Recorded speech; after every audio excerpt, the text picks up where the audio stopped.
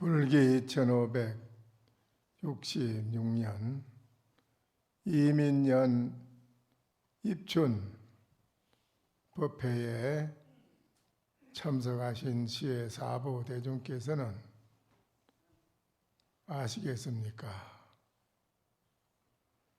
직하에서 바로 개합을 해서 깨달아서 척하면은 만년고목이 홍합하리라. 만년 동안 고목이 붉은 꽃이 활짝 피리라.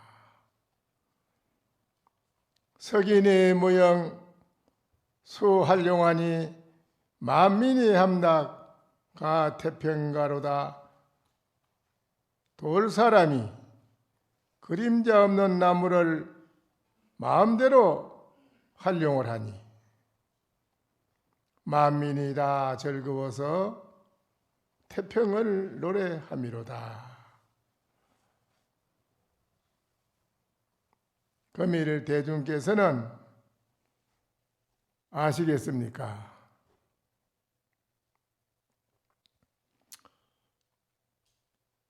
약부지인데는 만약에 알지 못했다 할진된 차도하리라. 한풍격수 승빈하니 차운 바람이 겨울에는 척 불어오면은 일체가 모두가 다 얼어붙어서 다 그대로 흐르지 않고 꽁꽁 묶여 있는데 고일 조빙 성수라. 훈훈한 바람이 남에서 불어와서 해가 떡 떠서 비치면은 일체 얼어붙었던 모든 얼음이 다 풀리고 모든 땅덩어리도 얼어붙어서 꽁꽁 묶여있던 땅덩어리가 해빙을 해가지고 다 풀린다. 그래서 곳곳에 물이 다 흐르더라. 빙수 본자 무정이라. 깡깡 얼었는 얼음이나 풀리서 흐르는 물이나 본자 무정이라. 본래 스스로 정이 없는 것입니다. 본래 정이 없습니다. 각각 성시이지라. 각각 때에 따라서 때에 따라 응해서 이르는 것이니 세간의 만물이 다 그렇게 돼 있다. 불영강생이라. 억지로 쓰려고 하지 아니해도 스스로 다 각각 청청히 만물이 평등하게 자생이라. 서로 다 서로 자생을 하고 있는 것이니 금일 대중은 이런 도리를 아시느냐. 눈을 돌이켜서 안으로 떡 비추어 들어가 보면은 촌초불입이라. 트럭만큼 또 여기는 세울 수가 없다. 그러나 눈을 밖으로 돌려서 척 나와 보면은 시방 밖에 우주 만유의 모든 곳에서 다 두두물물이 각자 전부가 나름대로 그대로 진 모양을 다 나타내고 있다. 그렇게 됐을 때 얼음이 얼어있는 수미산 속과 같은 얼음 속에는 펄펄 끓는 용광로가 있고 또한 펄펄 끓는 용광로 속에는 시원한 마른 바람을 떨치더라. 이 소식이 어떤 소식이냐 이거지요. 이런 소식을 아는 그분들은 만년 고목에서 꽃이 피는 것 같다 이랬어요. 만년 고목에서 만년에 된 고목에 꽃이 활짝 핀 것 같다. 이것이 영원한 봄이더라.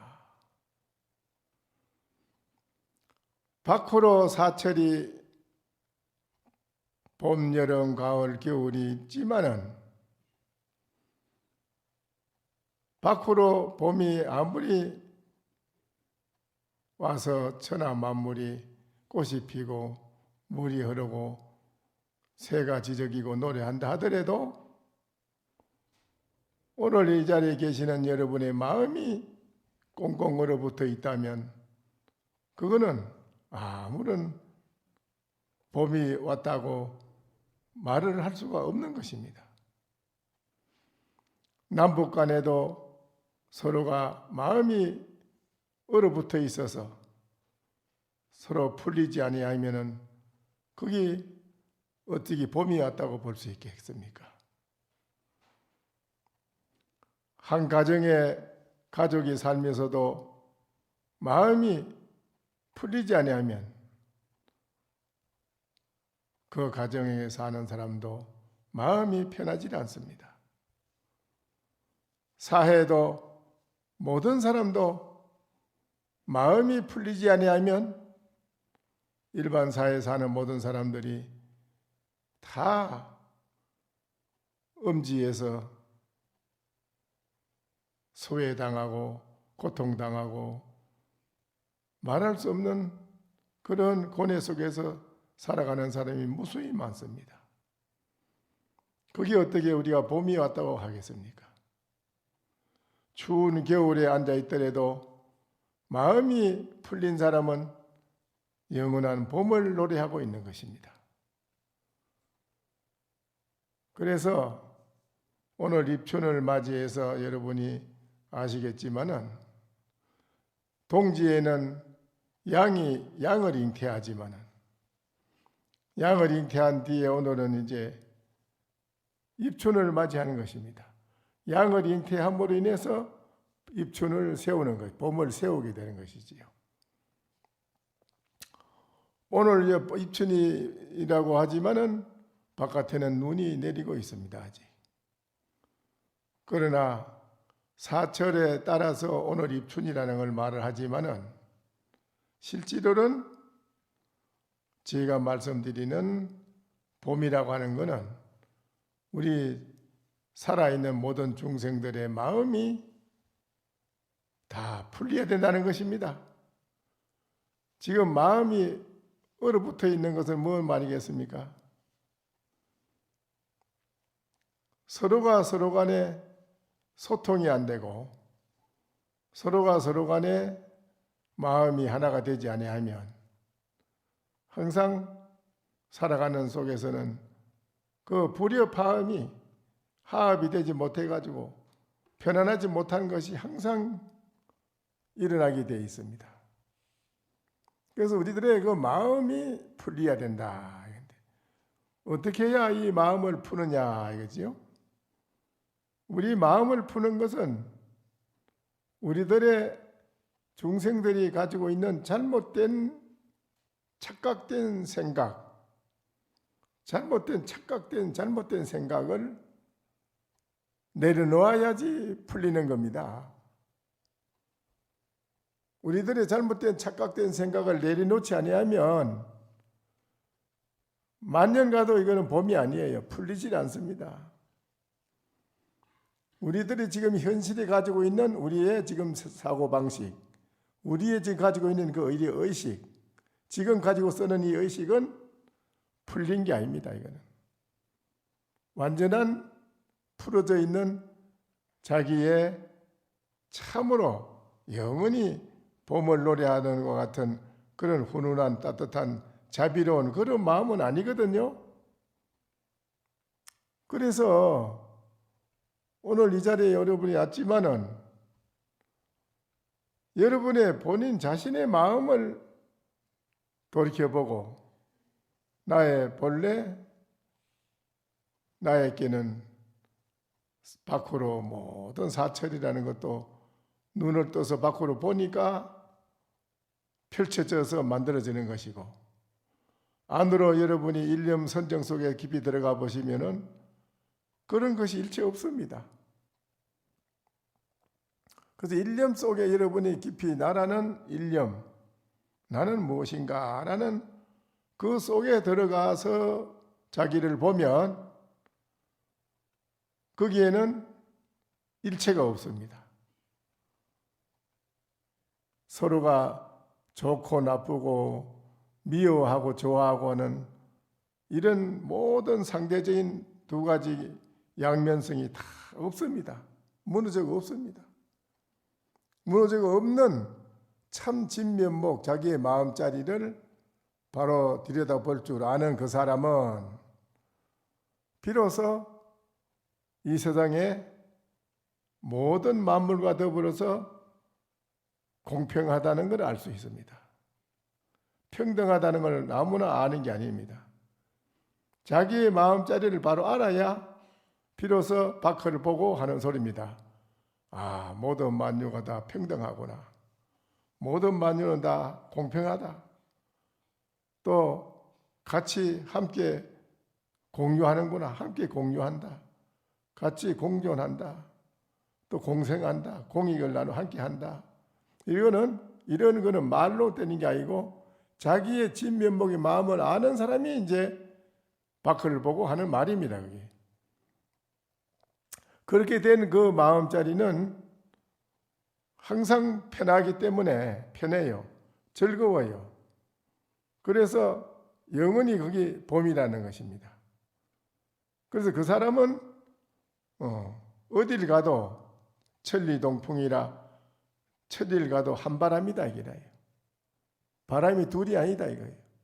그래서 그 사람이 가는 곳에는 모든 어려운 곳에 가면, 고통스러운 데 가면, 괴로운 데 가면은 즐겁고 편안하게 해줄 수 있는 그런 자비심을 쓴다는 것입니다.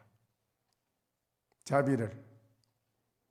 그런데 그런 마음을 가진 사람이 가정에 있으면 가정에서 그렇지 못한 사람이 있다 하더라도 물이 높은 데서 낮은 데로 고인다고 그 넓고 큰 자비로운 마음을 가진 사람한테로 다 모든 게 훈화가 돼. 훈화라는 건 뭐냐? 얼음이 얼은 곳에 훈훈한 바람이 오면 녹아서 물이 되듯이 그 가정에도 그 훈훈한 그 사람, 자비로운 사람이 있으면 그 자비로운 마음 바람 속에 잘못된 그 얼었던 사람도 자기 마음이 풀리지 않고 꽁하게 묶여 있는 사람도 그 사람을 보면 훈훈한 바람에 얼음 녹듯이 다 그게 녹는다는 것입니다. 녹아요. 그래서 가정이 화합이 된다 이랬어요. 그러면 가정 전체 가정의 식구가 다 그런 마음을 가진다면 무엇을 걱정하겠습니까? 가정에서 뭐 소란스러운 일이 있을 일도 없고 사회적으로도 모든 사람이 그와 같은 마음을 가진다면 이 사회가 소란스러울 게 뭐 있겠습니까? 서로가 네가 옳으니 내가 옳으니 너는 지금 뭐 어째서 잘못됐다. 자꾸 상대방 잘못된 걸 서로 얘기하고 그래 하는데 여러분도 그 많이 텔레비에서 보시지요? 그렇죠? 자꾸 상대방 잘못된 것만 말하잖아요. 한마디라도 그냥 모든 건 제 잘못이고 제가 잘못했습니다. 이 한마디만 하면 되는데 이 한마디는 죽는 것보다 하기 싫은 거예요. 이거는. 그렇지요? 그렇습니까? 안 그렇습니까? 아니 여러분이 나는 그래 봐.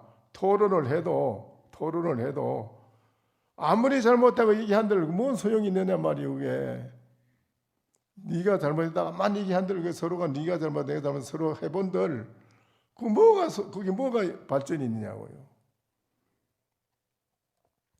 다 모든 건 내 잘못입니다. 내가 잘못했습니다.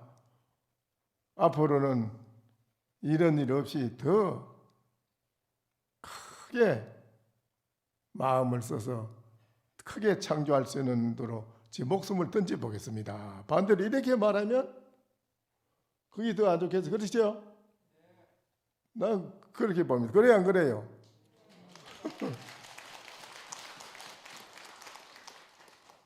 사람이 한 번 잘못했다고 해서 영원히 잘못했다고 그 사람 매도해서 버린다면 이 세상에 쓸 사람 아무도 없습니다. 그래요, 안 그래요? 없어요. 자신 있어요, 여러분? 여러분 다 잘했었어요? 다 잘했습니까? 아닙니다. 인간은 완벽한 게 없습니다. 무언가는 다 잘못된 점이 다 있습니다. 잘못된 그 한 부분을 보고 그 사람을 전체 잘못했다 하면은 못 산다 하면 쳐버리면은 이 세상에 쓸 사람이 아무도 없어요. 그래요, 안 그래요? 아닙니다. 잘못된 부분 그것만 보지 말고 그 이면에 더 잘할 수 있는 면도 있는 것을 볼 줄 알아야 돼요. 그 이면에는 저 사람이 더 잘할 수 있는 면도 있다. 그래야 안 그래요? 그 면을 보고 다시 기회를 주고 더 잘해 주십시오 하고 이러는 것이 옳지. 그래야 안 그래요? 그래야 됩니다. 그래 이제 한 번 잘못했다고 해서 그걸 영원히 넌 나쁘다, 좋지 못하다 쳐버리면은 이 세상 누가 허물이 없는 사람이 누가 있고 완벽한 사람 누가 있습니까? 그건 아무도 쓸 사람이 없습니다. 그래서는 안 되고 부처님은 그게 아닙니다. 부처님 말씀을 제가 전해드리는 거예요. 제 말보다도. 부처님이 그랬습니다. 많은 중생을 놓아놓고 많은 제자를 놓고 하는 소리가 많은 제자들도 스님들이 싸움이에요. 부처님 제자들이 싸움을 많이 했어요. 싸움을 하니까 부처님이 가서 이거는 아니다. 다 들어보고 그래 뭐 때문에 그러냐? 부처님이 다 와서 누가 이제 고하는 거예요. 저 스님이 이래 잘못했습니다. 뭐 잘못했습니다. 그래 부처님이 그 스님이 그런 일을 했나? 그랬습니다. 그 사람 말해준 말 그대로 두고 부처님이 결정을 지우는 건 아니고 부처님이 그랬습니다. 어떤 잘못이 있으면 양쪽 두 사람의 말을 다 안전 대중 속에서 들어보고 거기서 분명하게 판가름을 해야 된다. 부처님이 그래 말씀했어요. 그래 그럼 그리 가자. 어느 곳이냐? 어느 곳입니다. 그 몇 사람이 사느냐? 거기에 30명이 살고 있습니다. 그럼 가자. 그 가가지고 30명이 돼서 네가 말한 스님 누구냐? 저 스님이다. 나오라. 또 앉혀놓고 대중한테서 정말로 그러느냐? 그 사람이 뭘 하는 들어보게 그 사람이 말하는 거 이 사람이 말하는 건 완전히 거리가 멀어. 맞질 않는 거예요. 그러니까는 한 사람 말만 듣고 그들 결정을 내려서는 안 된다는 겁니다. 양쪽 말을 분명히 들어보고 확실하게 판단하는데 그 판단하는 것도 대중한테 묻습니다. 절에서는 그 부처님 법이에요. 대중한테 앉아 30명한테 물어요. 이 스님은 이렇게 되어 있고 이런데 어느 말이 옳겠느냐? 그 대중이 돌아가면 다 얘기해요. 그러면 30명이 이것이 옳습니다. 그 부처님이 그걸 듣고 30명이 다 옳다 하더라도 부처님이 볼 때는 옳지 않은 게 있다 이거요. 오늘날 여러분이 민주주의라 하는 게 뭔 줄 알아요? 아무것도 모르는 사람들 무조건 투표해가지고 그래 투표해서 그래서 민주주의가 안 좋다는 말이 있어요. 민주주의도 완벽한 게 아니에요. 의식이 미달된 사람들한테 투표해서 무조건 그래 많이 찍으면 된다. 그거는 아니에요. 거기서 지혜 있는 부처님이 말하기로 했어요.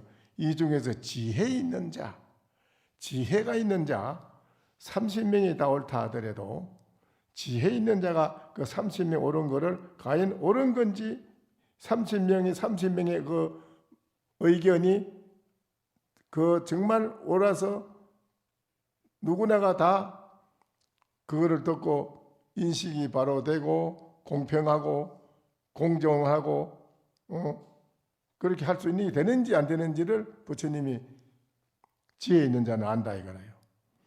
보고 이거는 부처님이 내가 볼 때는 아니다. 잘못된 길로 가는 거다 이거는. 그게 중요한 겁니다.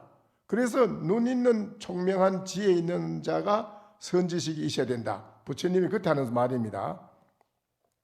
30명이 다 옳다 하더라도 무조건 그걸 따라가면은 나쁜 길로 가는 수도 있잖아요. 그렇지요?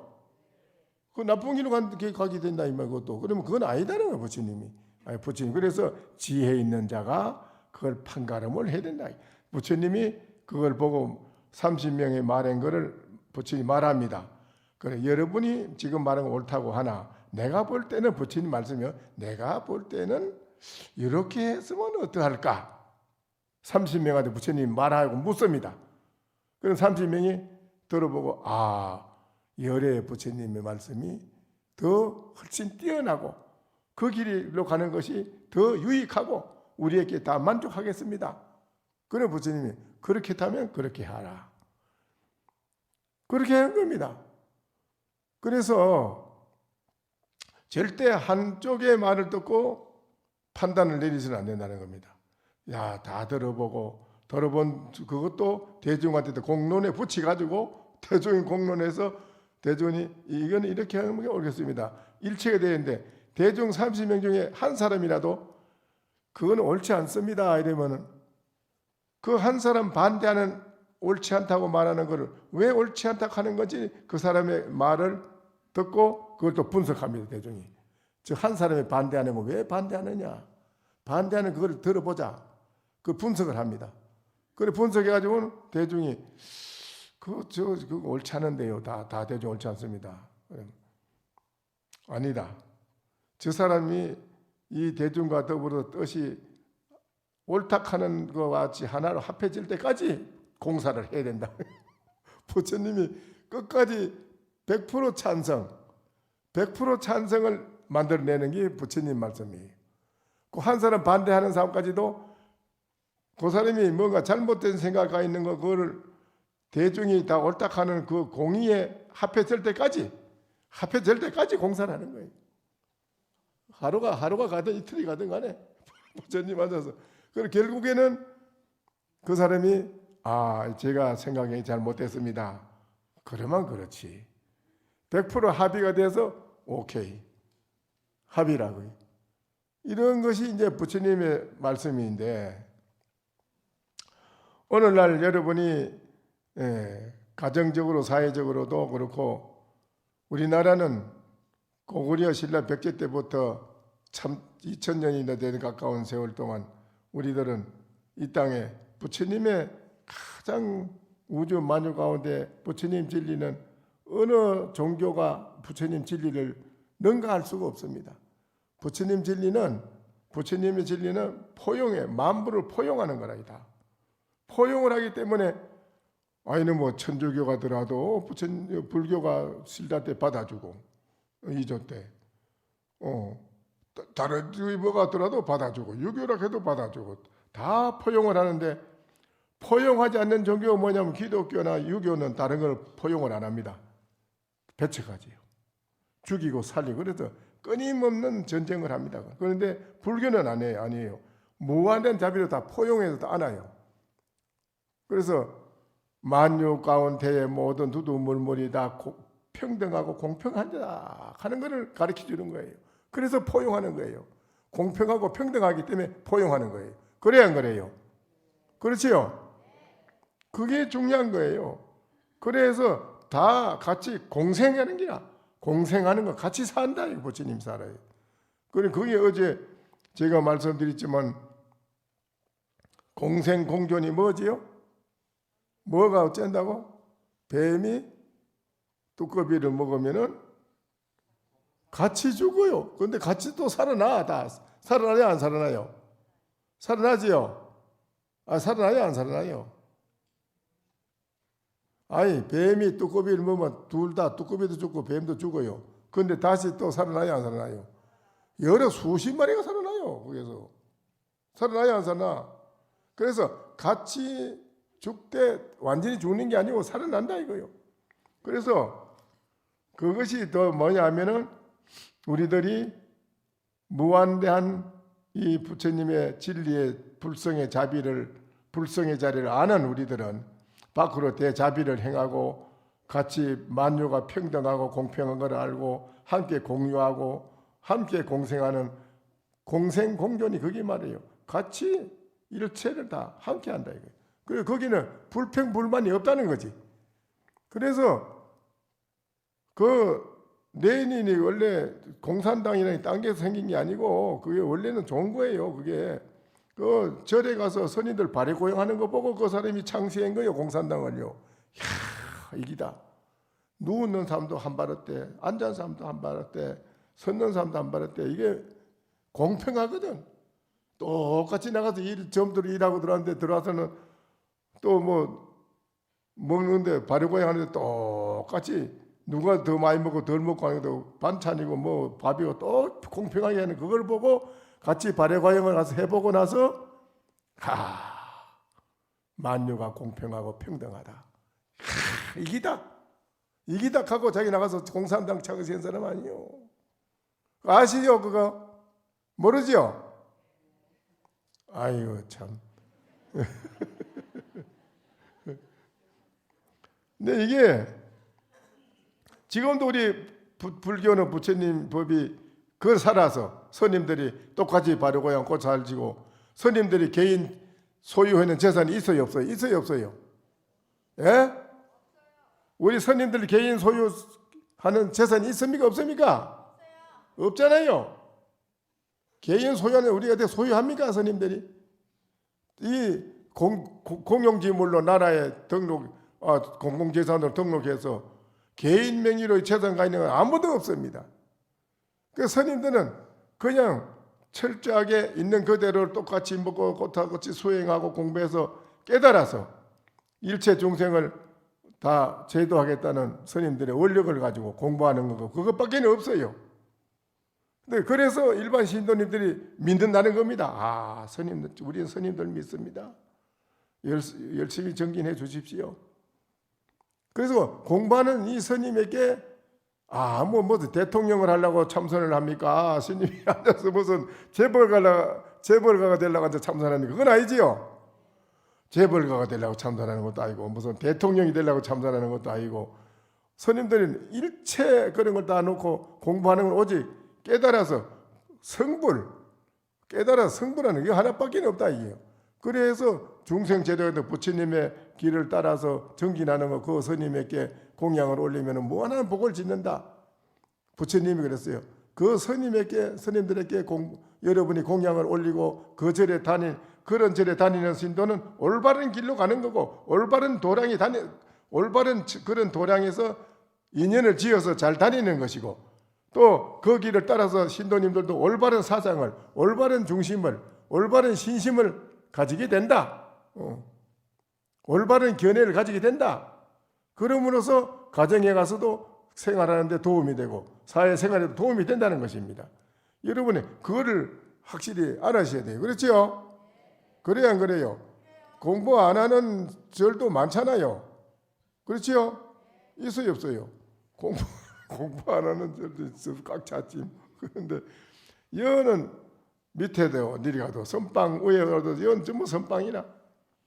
여기 오시는 여러분들은 전부 그래서 다 참선하는 분이에요. 여러분 다 공부하는 분 여러분 다 그래서 항림사 오시는 분은 다 여우 넉대가 아니고 사자다. 이거 사자. 여러분 사자다. 이거 아시겠어요? 그래서 오늘 이 입춘에 사실은 이 입춘이라는 게 우리들이 잘 알아야 될 것이 북두칠성을 보려면 저 북쪽을 보고 북두칠성을 보잖아요. 그렇지요? 얼굴을 남쪽으로 해가지고 북두칠성을 보라 이랬어. 이것이 바로 봄의 소식이니라. 얼굴을 남쪽으로 해가지고 북두칠성을 보라. 이게 바로 봄의 소식이라는 거예요. 그래서 과거에 구나발타라는 존자가 원래 인도 남천쪽국에 있는 분인데 왕족이라 이분이 왕족인데 왕의 자리를 계승해서 왕의 자리를 받아라 하니까 왕의 자리가 뭐가 좋습니까? 내 눈에는 왕의 자리가 눈에 안 찹니다. 그림이 그뭐 척 버리고 이 사람이 나이 20세에 바로 절에 가가지고 공부를 합니다. 담임이 사번 공부를 하다가 나이 이제 30이 넘어서 깨달아 가지고 30세에 중국으로 왔습니다. 많은 분들 인도에 제도하다가 이 중국에 왔거든. 중국의 왕이 이분 보고 하엄경을 설법을 해 주십시오. 많은 대중들, 스님들하고 대중을 모아놓고 왕이 하엄경을 설해 주십시오. 중국말 하엄경, 그게 인도말로야 자기가 무슨 뭐 말을 다 할 수 있지만 인도말로 한다고 중국 사람이 알아듣나? 못 알아듣는데, 아유, 제가 이 중국말을 배우지를 못해가지고, 중국말을 한문도 제가 배우지 못해가지고 하엄경을 설할 수가 없습니다. 죄송합니다. 이 인도에서 이렇게 훌륭한 고성이 부처님의 전법을 받은 훌륭한 제자라는데, 이런 분이 하엄경을 법을 들어야 되는데 우리가 이거 큰일 났구나. 그러면 뭐 이제 이분이 이제 그 중국에서 절을 하나, 거처를 하나 잘 해드리가 있는데, 거기서 이 고나발타 존자가 매일같이 법당에 들어가서 부처님한테 간세음보살, 간세음보살을 얼마나 지극히 하는지요. 지극히 하면서 매일 108배석 침전적으로 3번씩 108배석 절을 하면서 기도를 계속 하는 거예요. 그러는데 어느 날 밤에 자는데 아주 점잖은 그런 훌륭한 스님이 오더니 칼을 가지고 목을 탁 끊어버려가지고 다른 사람 목을 끊어갖다 붙여 바꾸더라고요. 자기 머리를 바꿔. 그리고 나서 깼는데 그 하모니 환히 그냥 다 알아지는 거예요. 환에 달통하다 경전마다 다 중국의 경전은 그 한문으로 번역해 다 환히 다 알아지는 거예요. 그래가지고 그 한문 그 하엄경을 설법을 왕궁에서 최초로 하엄경 설법을 하고, 이분이 사분율 또 보살계본 뭐 하엄경 다른 경전도 이분이 많은 걸 인도에서 자기가 아는 것을 중국말로 번역을 했습니다. 이분이 굉장한 분이죠. 이분이 그렇게 중국에 와서 번역을 해서 중국에 그렇게 대중화가 되지 않는 불교를 대중화를 되도록 큰 이제 역할을 하시는 분인데, 이분이 그래서 이제 중국에 이분이 와가지고 비구니 계본 또 사분율 또 하엄경 또 무슨 뭐 여러 가지로 그 경을 많이 이분이 이제 번역을 했습니다. 번역을 해가지고 중국에 이제 많은 스님들이나 국왕이 몰랐던, 인도에서는 이분이 정통으로 배운 거니까 그대로 번역을 했으니까 얼마나 잘 됐겠죠. 그렇죠? 그래서 중국에서는 이분을 고나발타 존자를 아주 최고 서성으로 중국에서 모시고 중국 천하가 아주 태평성세를 누리답니다. 전혀 그런 난리도 재앙도 없고 일어나는 재앙도 없고 난리도 안 나고, 나라 온 국민이 이분의 가르치는 그 진리의 말씀을 의지해서 그걸로 살아가는 사회, 가정생활, 사회생활, 또 절의 모든 국왕도 그렇고 뭐 나라의 스님도 국왕이나 스님들도 그렇고 이 진리의 이 바탕을 두고 항상 살아가는데 이거를 우리가 썼다 이겁니다. 썼다 보니까 사회생활하는데도 모두가 화합이 잘 되고, 생활하는데도 모든 사람이 그 보고 쓰는 그 지혜도 다 뛰어나고, 그래서 그때 당시가 가장 좋은 때였다라고 합니다. 그와 같이 오늘 이 자리에 계시는 우리 대중도 오늘 이 입추는 날을 생각할 때 우리들이 가지고 있는 이 스님들의 스님은 하두가 깨져야 바로 만년의 봄이 되는 것이고, 오늘 이 자리에 계시는 우리 신도님들도 이 자리에 오셔가지고 오늘 입춘을 맞이해서 일념으로 화두를 하는 분은 보살님이나 거사님이나 또 일념으로 관세음보살을 부르는 분이나 지극하게 일념이 되는 일념이 지극히 되는 그 사람, 오늘 이 자리 법당에 와서도 일념으로 지극히 하는 그 사람은 만년의 봄을 만드는 사람이니 오늘 삼재팔란 빤스를 사르고 이래 해서 되는 것도 있을런가 모르겠지. 다 되겠지. 뭐 안 되는 게 없겠지. 이제 일념이 된 사람은 빤스를 살라도 되는데 일념이 안 되고 아무도 안 하면서 빤스만 살라도 된다. 이러면 그건 안 되는 거예요. 안으로 일념으로 관세음보살을 하면서 일념이 된 사람은 빤스를 살든 뭐 난린 걸 살든 간에 되는데 그것도 아무것도 안 하고 그냥 빤스만 살면 되겠지 하고 살면 되니 그건 안 돼요. 그렇지요? 이건 삼재 들은 분들이 많으네. 여기 있는 분들 삼재가 들었지요. 삼재가 그게 문제인데 그래서 삼재도 여러분의 그 일념이 모든 것을 다 삼재를 녹이는 거라. 용광로와 같아서 일념은 용광로라. 일념이 용광로와 같아서 다 녹이는 겁니다. 녹여서 오늘 여러분이 입춘을 맞이해서 지극한 일념으로 앞으로도 지극히 일념을 하시면 일체 삼재뿐 아니라 삼재 아닌 사람도 삼재 걸린 사람처럼 재수 없고 안 좋은 일도 많아. 그 삼재만 걸린다고 꼭 그런 건 아니고, 그러니까는 여러분의 마음 가운데 엄지가 없이 밝고 맑은 그런 마음자리가 되면은 영원한 봄이 되니까 열심히 여러분이 신심으로 잘 해주시기를 부탁합니다.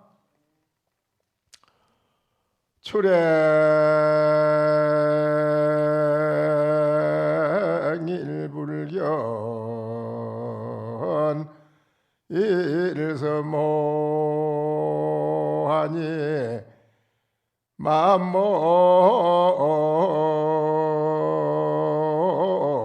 만목배군이 여청량이로다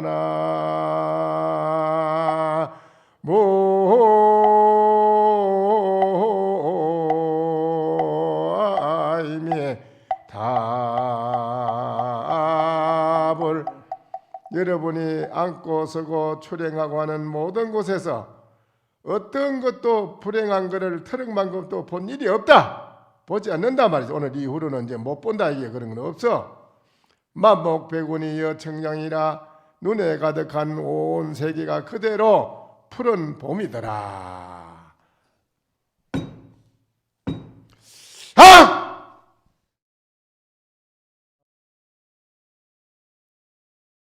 설법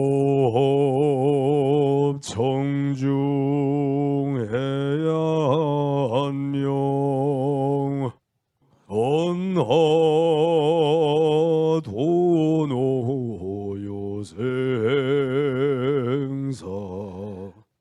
불조과구 파도줄